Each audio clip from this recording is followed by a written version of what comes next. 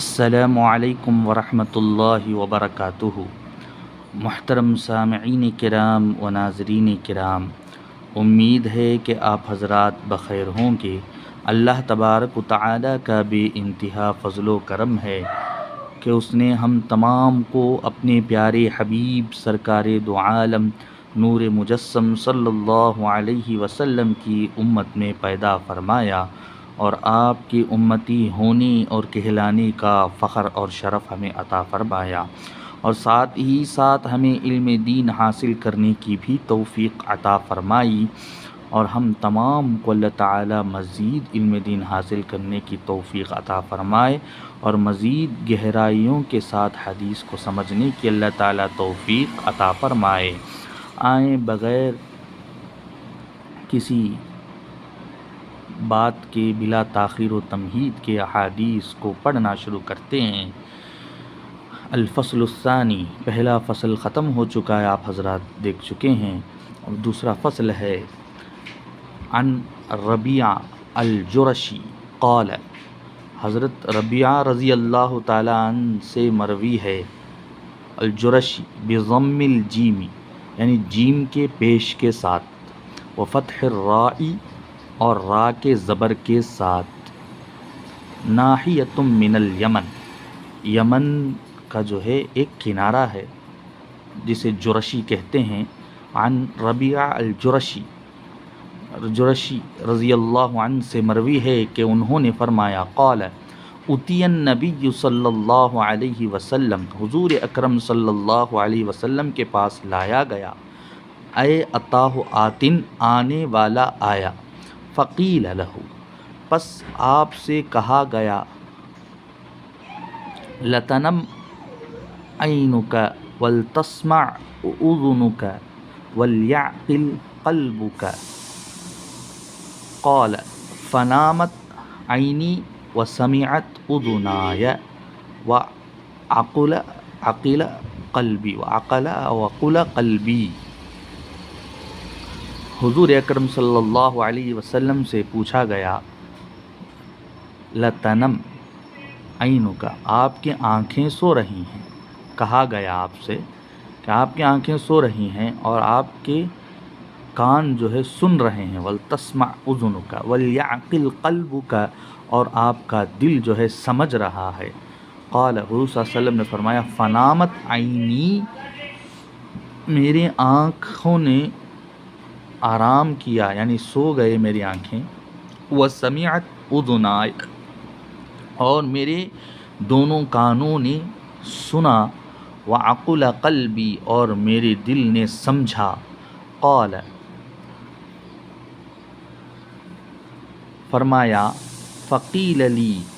سید، کہا، فقیل لی، مجھ کو کہا گیا، کس نے کہا؟ حضور صلی اللہ علیہ وسلم نے فرمایا، فقیل لی، کہ مجھ کو کہا گیا، یعنی جو آنے والے نے کہا، سید بنا دارن، ایک سردار ہے جس نے گھر کو بنایا، تعمیر کیا، فصنع فیہا مأدبۃ، پھر بنایا اس گھر میں دسترخوان کو، کھانے کو رکھا، بضم الدال، دال کے ضمہ کے ساتھ، یعنی دال کے پیش کے ساتھ، وقیل بالفتح مأدبۃ بھی پڑھ سکتے ہیں، فتح کے ساتھ، زبر کے ساتھ بھی پڑھ سکتے ہیں، طعامن، کھانے کو رکھا، دسترخوان کو بچھایا، وَأَرْسَلَ دَاعِيًا، اور بلانے والے کو بھیجا، داعی کو بھیجا، فَمَنْ أَجَابَ الدَّاعِيَ، پس جو شخص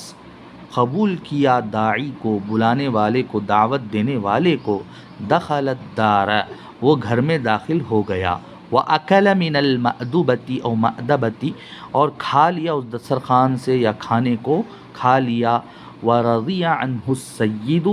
اور اس سے جو ہے سردار بھی راضی ہو گیا، وَمَن لَّمْ يُجِبِ الدَّاعِيَ، اور جو کوئی دعوت دینے والے کے دعوت کو قبول نہ کرے،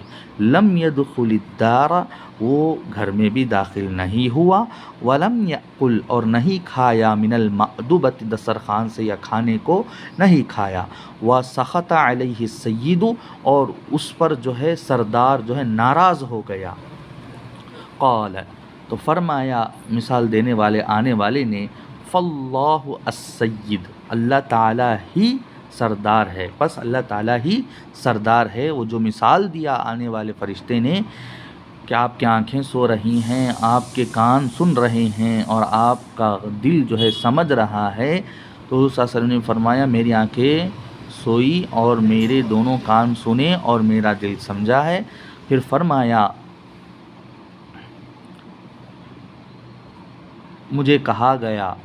سردار ہے جو گھر بنایا اور اس میں کھانا رکھا، یعنی دسترخوان بچھایا، کھانا رکھا اور بلانے والے کو بھیجا، جو کوئی اس بلانے والے کے بلانے کو قبول کیا اور وہ گھر میں داخل ہوا اور اس دسترخوان سے کچھ کھا لیا، کھانے کو کھا لیا اور اس سے سردار بھی راضی ہو گیا، اور جو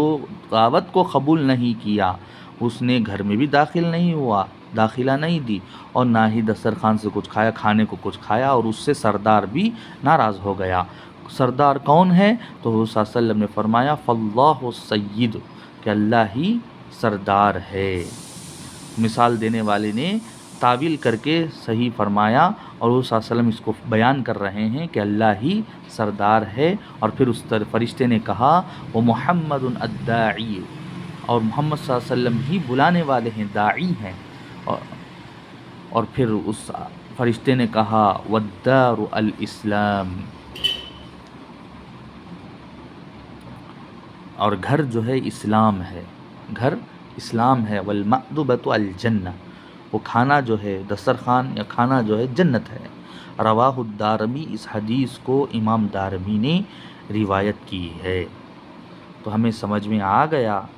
کہ آنے والا آیا عطاہ آتن، آنے والا آیا کون برمائن رہے ہیں؟ حضرت ربیعہ الجرشی رضی اللہ تعالیٰ عنہ اس حدیث کے راوی ہیں، اور جرشی ایک کنارہ ہے یمن کا۔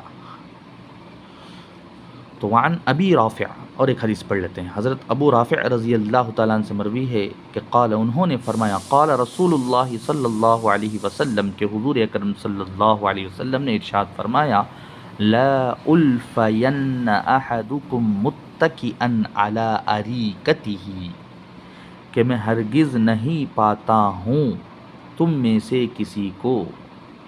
متکئا ٹیک لگائے ہوئے، علی اریکتہ، اریکتن پلنگ کو کہتے ہیں، سریر المزین یعنی ڈیکوریٹ کر دیے گئے پلنگ، مزین کیا ہوا پلنگ ہے، تخت ہے،